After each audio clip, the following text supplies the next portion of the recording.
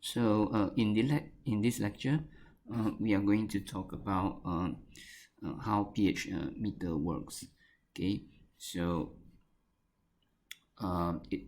pH meter works by measuring the difference in the electrical potential, right, between a electrode, right, an electrode and a reference electrode. So there is a comparison. There is a measurement done, right, in by comparing the difference of the electrode potential between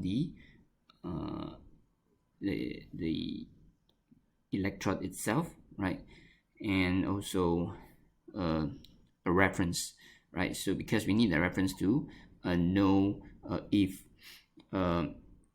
the electrode or the solutions that the electrode submerged is in excess, right, in excess of these hydrogen ions, or it is depleted in the hydrogen ions. So by knowing that, right, then we will by comparing the difference between these two, then we'll be able to actually calculate out the pH value.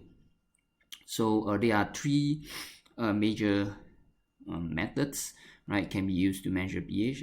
So one is the visual method, and you have the second method is the photometric method, and the third one is the potentiometric method. So this is a much straightforward method where or which is a more commonly used method, right, using by the using of these pH electrode, right, measuring the potential difference, right. So the name potentiometric.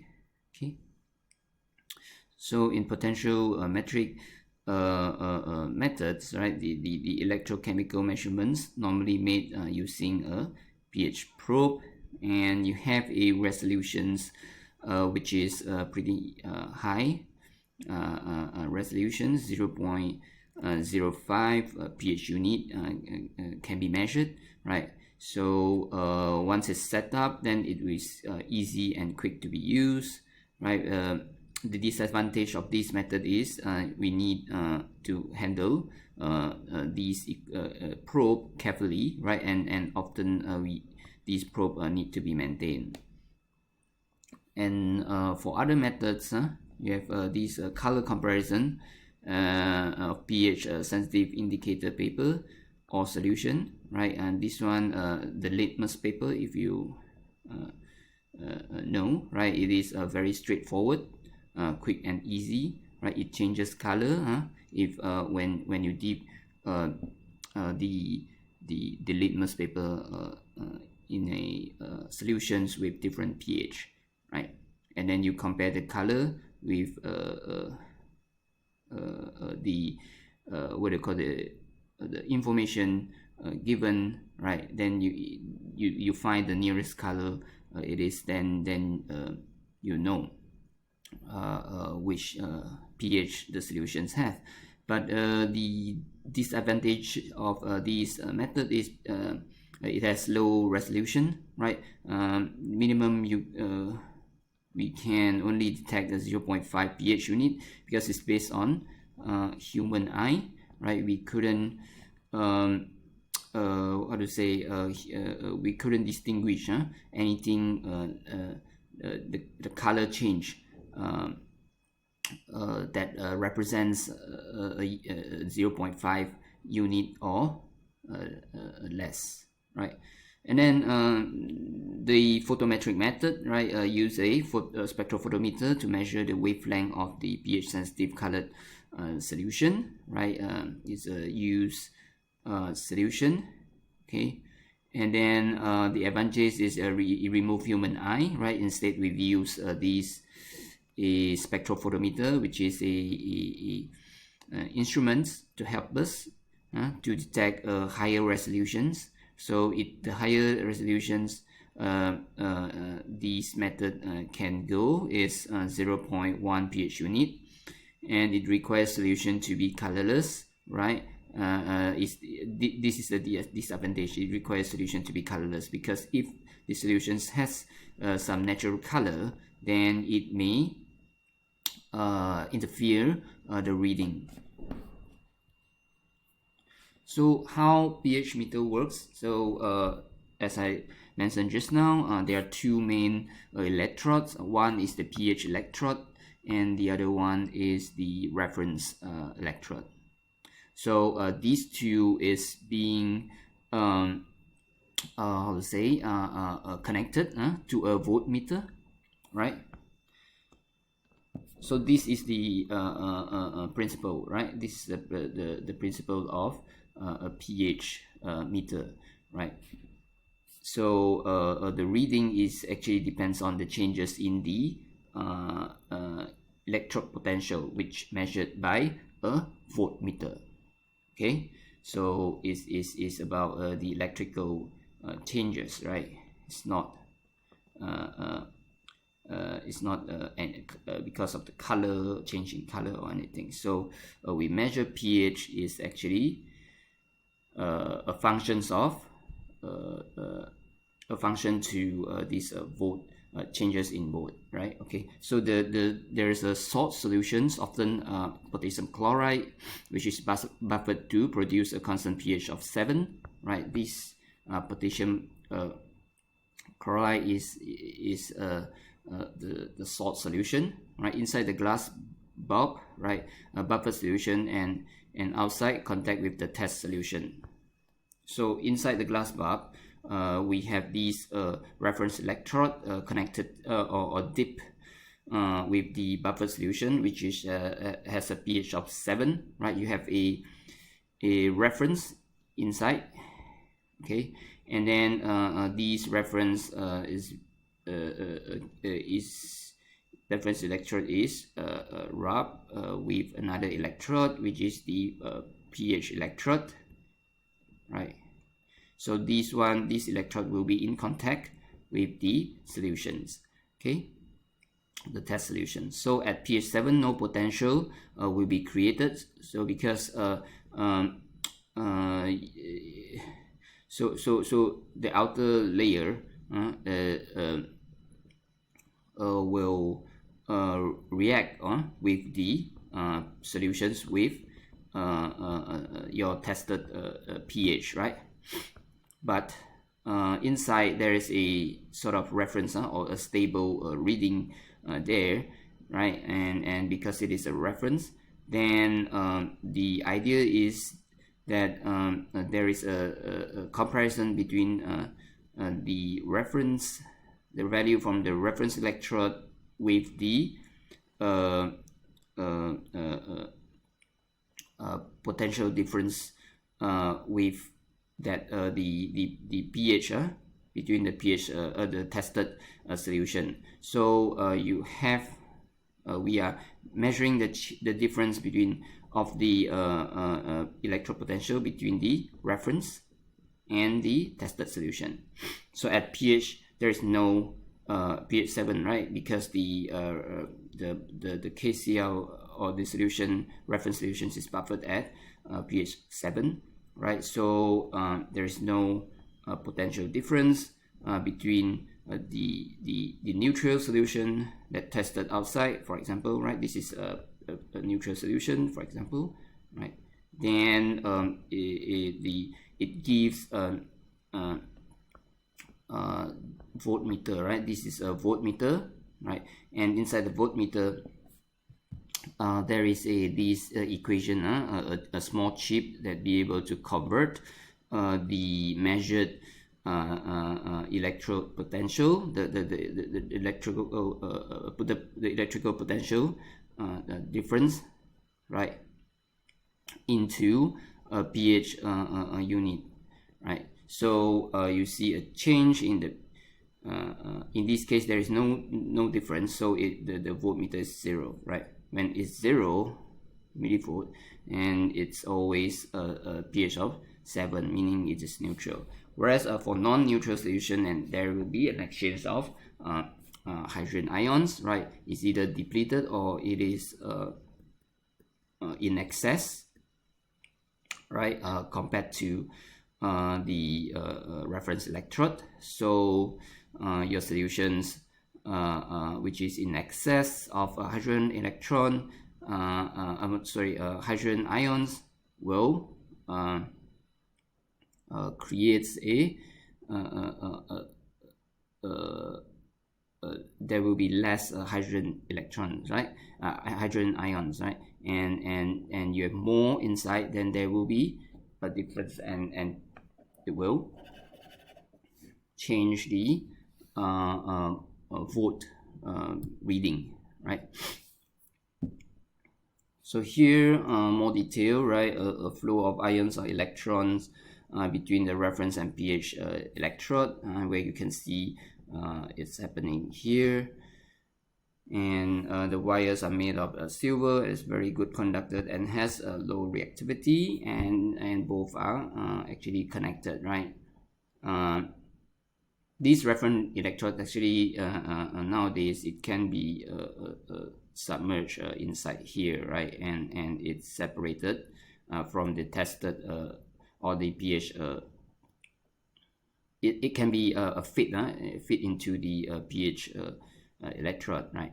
And it's sealed properly, and so that you only have one main electrode rather than two, right? So but this is the most basic or some of the traditional build up of a pH meter, right?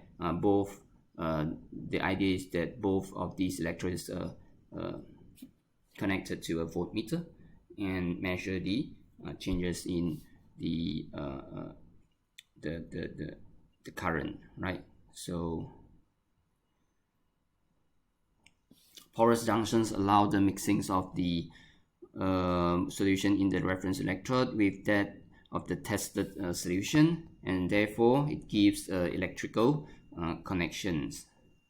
Okay, so you have these ceramic junctions that allows a mixings of these tested solutions, and these moving of these electron will give readings to the voltmeter inside, and this is the equation behind that converts the volt to pH, right? The electrode potential to pH. So this is the Nernst equation. Okay.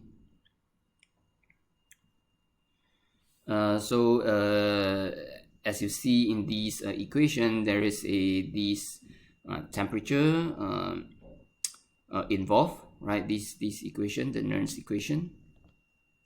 So there is the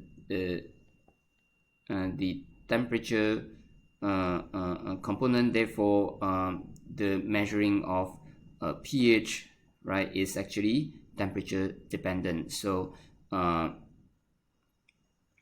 what you call when we measure pH, we also must measure the know the temperature actually. But it's helped the what do you call the chip inside the voltmeter already help you to actually convert, right? Usually a pH probe you may also couple with a what do you call a thermometer, right? So to measure the temperature of this tested solutions. And then the Nernst slope is 59.16 millivolt per pH unit. So when there is a change in a pH unit, right, then this is the change in the millivolt, right, of the voltmeter.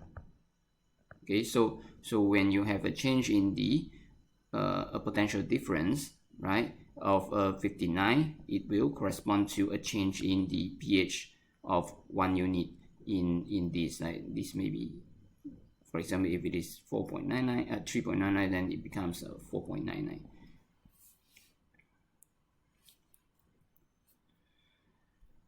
So the next one, we're going to talk a little bit about the strong and weak acids. So strong acids dissociate almost completely, right? And it has these the KD is large. Okay, and for example, the strong acid we have is HCl, right, or nitric acid or sulfuric acid.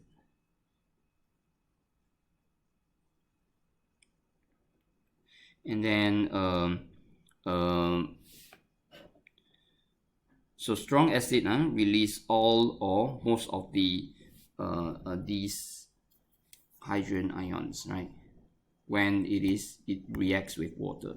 So for example, HCl plus H2O, right, and you have a reaction with water, right? Then you may create this H3O positive, right, and plus a chloride ion. Okay, so this is acid, right? Acid. So which is it dissociates the HCl has been dissociated. So you see the KD will be very large. And whereas for weak acid, I'll talk about weak acid later, but so now let's talk about strong acid first, right? So what is the pH of 0.01 molar solutions of HCl, right? Actually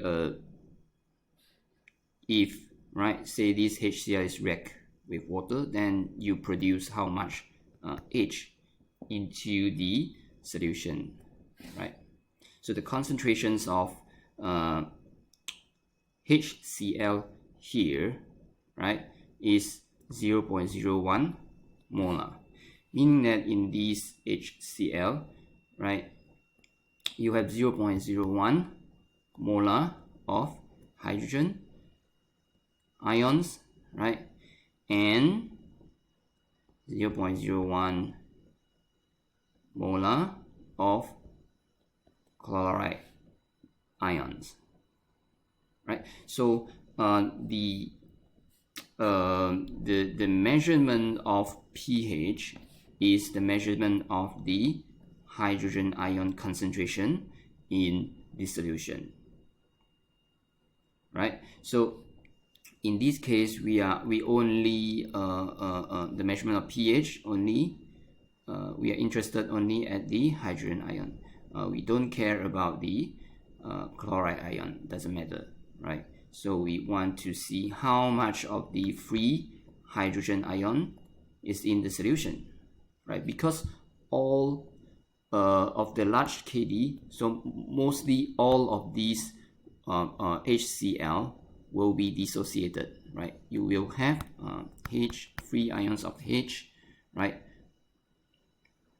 Or in this case, right, it doesn't matter, but as long as let's use this, so let's use a free ion H ion. It doesn't free ions hydrogen ion doesn't actually hydrogen ions doesn't actually exist, right? It often will bind with H2O, right, to form a hydronium ion, right? But let's for easy representation, we'll use this free hydrogen ions, right? And you have also dissociate into free hydrogen ions, right? Dissociated into also you have chloride, right? Free chloride ions, right? And because it is completely dissolved, right, or dissociate completely, so everything will be in H. So wherever you measure, wherever the concentrations that H is in the solution, it represents the it can be read by the pH meter, right? So it can be what do you call it will contribute to the acidity of the solutions. So here 0.01 molar in this case, right, in 1 liter of solutions. So you have 0.01 molar, means that for pH is a negative log of 0.01, then you get 2, right? So 1, 2, there's 2 places because it's a log, right? And it's a log value, so you should get a pH of approximately 2. So what is the resulting pH? If you add 1 ml of 0.01 hydrochloric acid to 1 liter of water, right? So in this case, you need to do dilution, right? So 1 ml of these into a liter, right? So a liter you have a liter you have 1000 ml, right? And then times the concentrations of HCl, then you should get a 0.00001, right? So the log of this, right, the negative log of this will give you 1, 2, 3, 4, 5, a pH of approximately 5. Okay.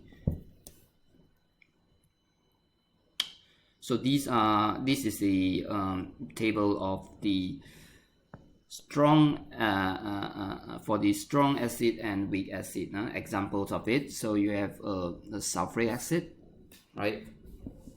At the left hand side of the table you have acid, and right hand side you have base. So left hand side, the acid, sulfuric acid, has a Ka, which is the acid dissociation constant, right?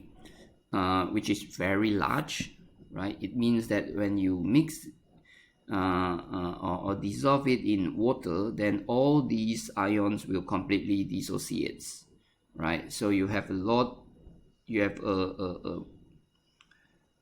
two normality of these H hydrogen ions plus these SO4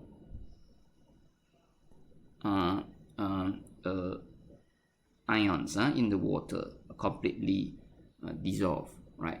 The hydrogen ions compared to the sulfate ions, right, is 2 times larger because you have 2 hydrogen here, right? So it should be, you should have a concentration of H in terms of you have a 2 times equivalence of these hydrogen ion compared to sulfate. Okay, and then for hydrochloric acid, the HCl is also large, right? And everything will be dissociated. All the HCl will be dissociated into H and Cl minus in the solution. Okay, and then same goes to nitric acid.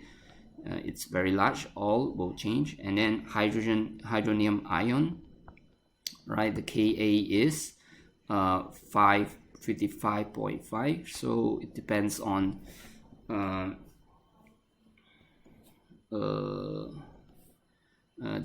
Ka. It's also pretty large in this case, right? And then next you have these hydrogen sulfate ion with gives what you call a Ka of a smaller Ka value. Okay.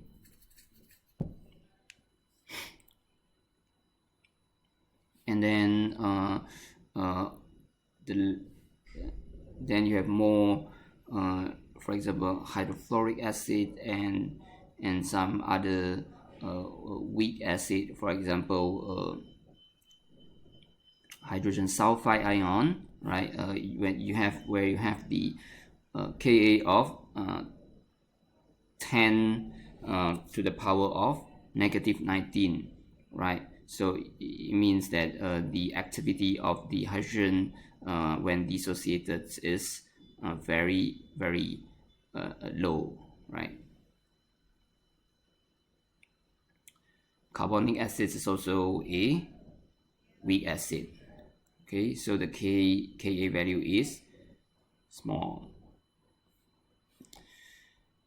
So how many times smaller than say hydronium ions, right? It's almost 7 order of magnitude smaller than hydronium ion, right, for carbonic acid, right?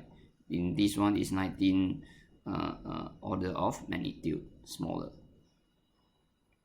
because the measurement is in a log scale, right? So you should remember that. And for base is also the same, right? For base we are looking at the OH, right, that may form, right, or may release, and you have these what do you call base dissociation constant here, Kb, right, and its respective Kb over all is being written in the right hand side of this table. And weak acids do not dissociate completely, so the Kd is small.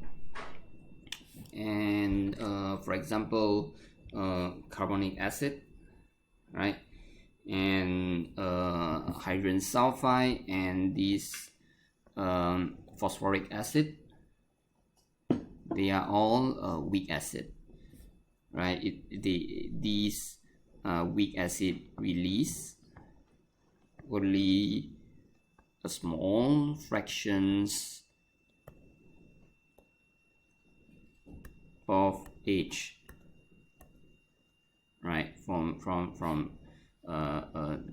these molecules, right? For example, this one you have a K Sp of 10 to the power of 6.5. So this is the first dissociation constant, right? And you have for carbonic acid, you have the first dissociation constant, right? And also you have a second dissociation constant here, right? And these values are actually pretty small, right? It's a negative, right, 6. So when it dissociates, right, dissociates into bicarbonate ions and these hydrogen ions, then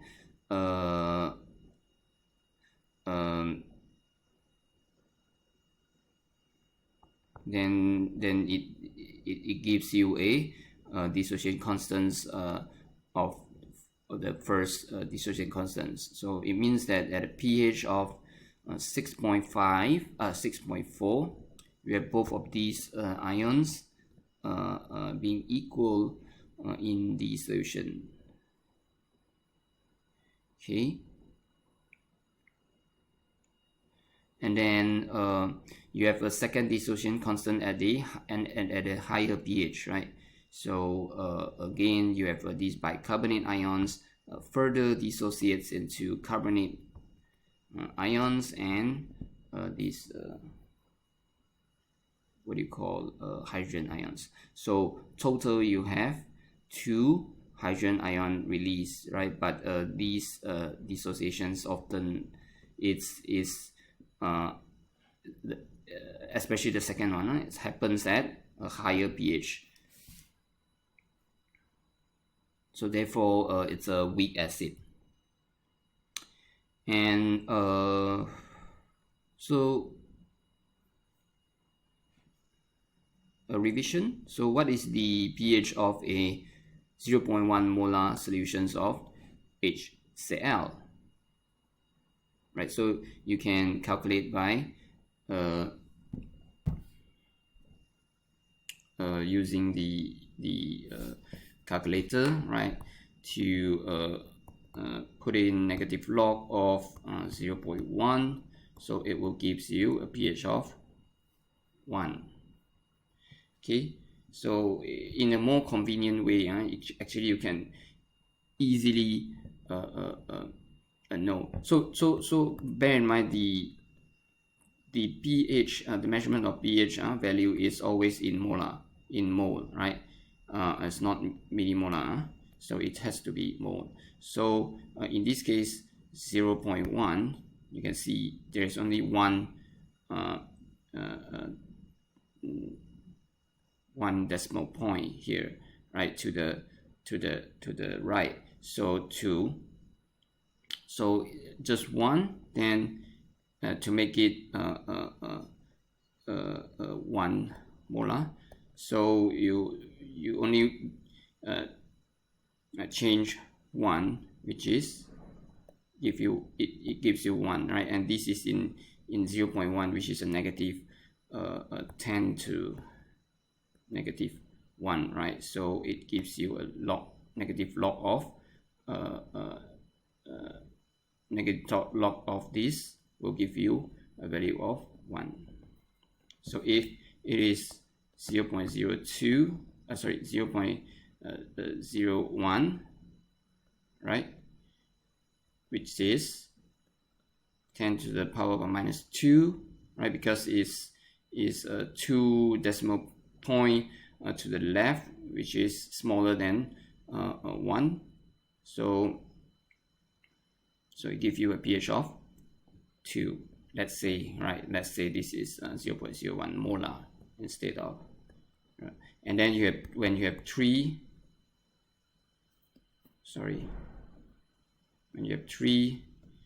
then pH will be 3, and so on. Okay.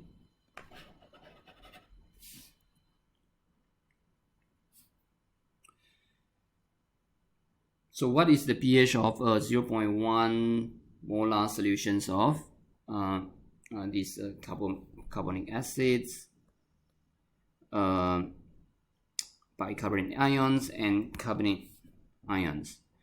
This will get a little bit more complicated, right? You need a an equations to calculate this, right? So you have the total dissolved carbon, inorganic carbon. So the total dissolved inorganic carbon, okay, DIC, which includes these carbonic acid, bicarbonate ions, and carbonate ions. Inorganic carbon, right, this is the carbon species, right? You have the carbon, right, that dissolve in water, So so these are the species of it, right? The common species in water. So you have carbonic acids, and then you have bicarbonates and carbonate ions, right? So so these, all of these add up, gives you the dissolved organic carbon, or the total inorganic carbon. So carbon may presence in organic and inorganic form in any solutions, right? For example, in river water or in seawater, you have the inorganic carbon and the organic carbon. So what we are interested in, right, in this case, is the inorganic carbon. Okay, and these inorganic carbons is a very effective buffer solutions, that it may actually reacts pretty fast, right? So so this is important. If you still remember in your chemistry class, right, why carbon only have these 3 species that may presence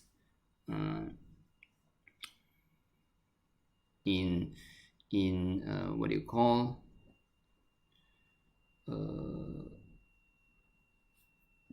these solutions, right?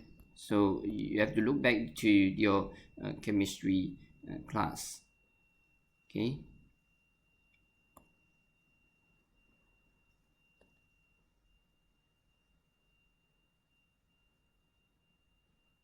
and at different pH, 7, 8 or 9, right? So if these ions are present in at different pH, then the proportion or the fractions of these DSC will change as well. Okay, I think maybe you can see it easily in this diagram. Okay, so you have the pH here, and you have the relative log, the concentration of these species, right? And here at, for example, at pH of 10, okay, pH 10, so you have how much of, you have the water mostly, you have this amount, right, of this amount of carbonate ions and this amount of bicarbonate ions.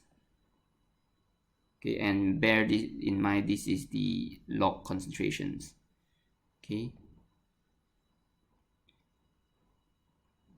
so when your total inorganic carbon is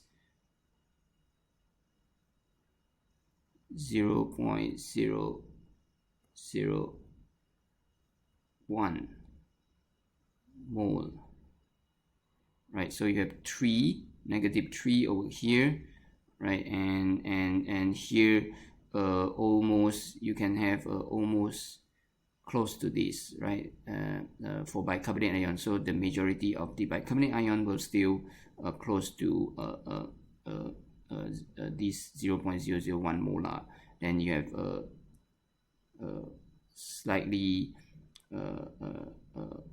1 magnitude of order less of 0.1 molar of this carbonate ion, which is CO32 negative, right? This is the species of bicarbonate, 4-bicarbonate.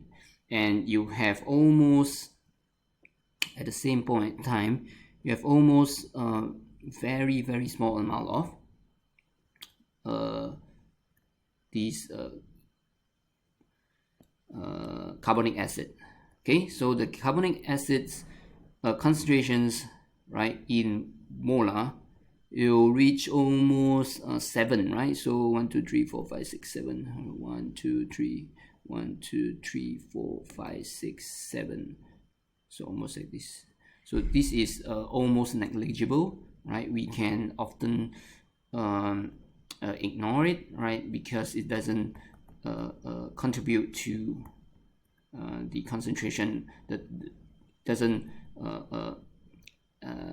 contribute significantly to add up to the total inorganic carbon. So this can be ignored, right, at this low concentration, right? When the pH of the solutions, say if we add or we change the pH of the solutions, right, we add more what do you call sodium hydroxide to increase the pH of the solutions until a pH of 10.33, right? So a pH of 10.33, right, which is here, right? You have almost equal amount of, right, here you have equal amount of your bicarbonate ion and your carbonate ion, whereas, right, so the fraction will be say these 0.001 molar is 100%, right, at a pH of 10.33, right? Then your carbonate bicarbonate ions will have 50%, and your carbonate ions will have 50% of the portion for this, right? So it means that it will have 0.0005 molar of bicarbonate and 0.0005 molar of your carbonate ions. And here note that when you extrapolate this down, right, there is essentially no carbonic acid at all, right, in this at this pH, right? So 0% of this carbonic acid doesn't exist, right? Doesn't exist because all these hydrogen has been given up, right? This hydrogen has been dissociated completely, and then what you left, right, is the bicarbonate ions and the carbonates ions. So all the H2CO3 will be dissociated either into bicarbonates or carbonates ions. So it will only have these two, right? So this plot is known as the Jerome plots. Okay, it's the plots that may show you the fractions and the activities of these inorganic carbon species as a functions of pH. So pH, when you want to know how much concentrations of these species in the solution, then and you know you are given the pH of the solution, then you may easily check if you can easily estimate, actually you can easily estimate how much percent of these species is in these carbon species is in your solution. Okay, the same thing goes to sulfur, right? This is carbon species, right? The same also goes to sulfur. You have what do you call these hydrogen sulfide, and you have the sulfide, right, or the bisulfide ions, and you have these elementals these disulfide ions, right? So it works the same, right? The same. It's just that the pKa or the Ka values are different, right? For carbonic acids and also the sulfur the sulfur species, both are different. So the dissociate the pKa, the pKa, first pKa is almost at 7, right, in this case. So and then the second pKa is at 13. So you can see the pKa one for the sulfur species, right, is much higher than the pKa one of the the carbon species, right? Indicates that, right, it suggests that these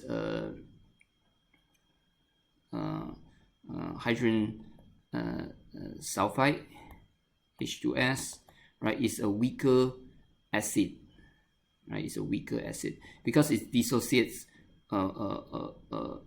into half of the compound is being dissociated, right? It's completely dissociated at pH of 7, right? And then this one 6.5. 6.5 you already have most of the hydrogens being dissociated and in release into the water. So the H2CO3 is a greater acid, or the stronger acid compared to this sulfur hydrogen sulfide.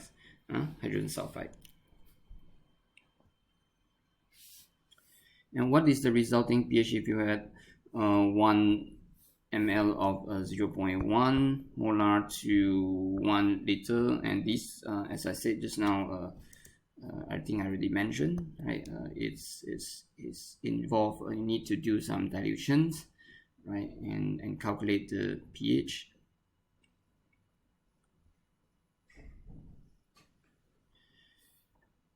And when, say, if you put add 0.11 ml of 0.1 mole of HCl in 1 liter of water, right, and you get a pH of 5, right, for example. Okay, no, maybe I think it's 4, yeah, pH of 4. And here the same thing, 1 ml into but into a solution which has this DIC, right? At all these DIC, what pH do you expect? Would it be still 4, right, or higher? So we are going to look into this, right? When you have these carbonate species in the solution, it serves as a buffer, right? So what is buffer? So buffer is a thing, right, that can resist any change. All right, so resist any change that being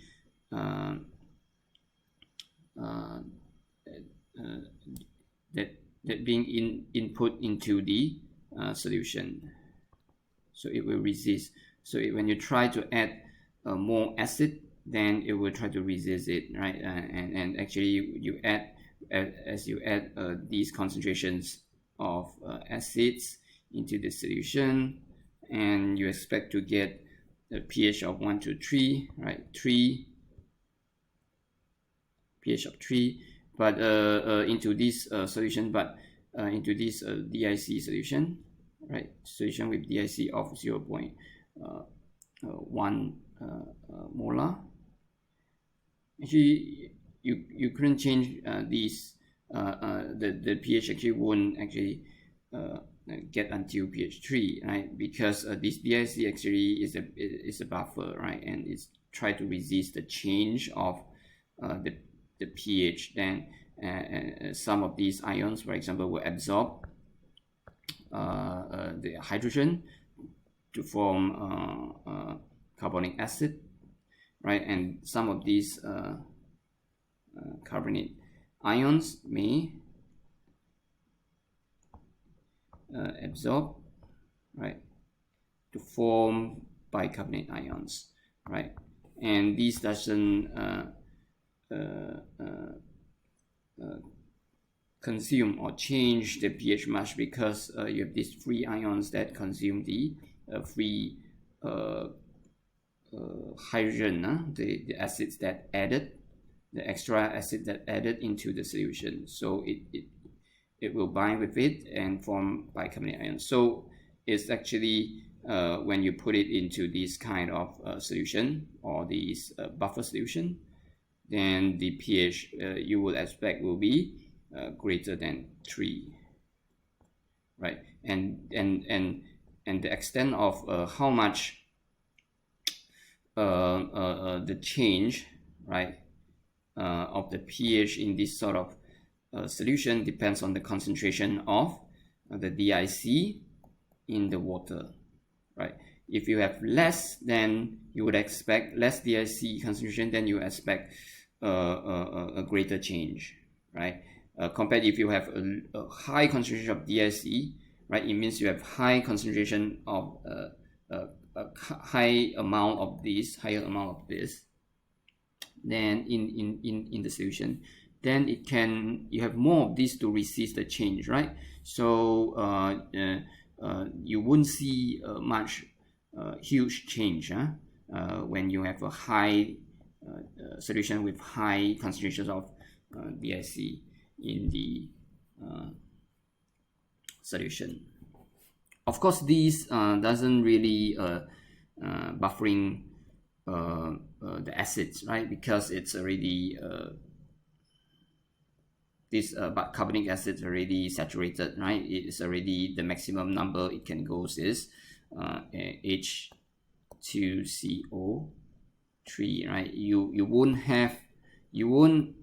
have H3CO3 positive. These will not happen, right? This will not exist. So this already the maximum that what it can help resist or act as a buffer, and the effective buffer is bicarbonate ion, the bicarbonate ion and the carbonate ions, right? This one you can still add, it can still absorb 2 acids, right, hydrogen ions, and this one you can absorb 1 more to make the solution neutral. Okay, so I think I'll stop here, and we'll talk about types of equilibrium constant, right, in the next lecture. Thank you very much for your attention.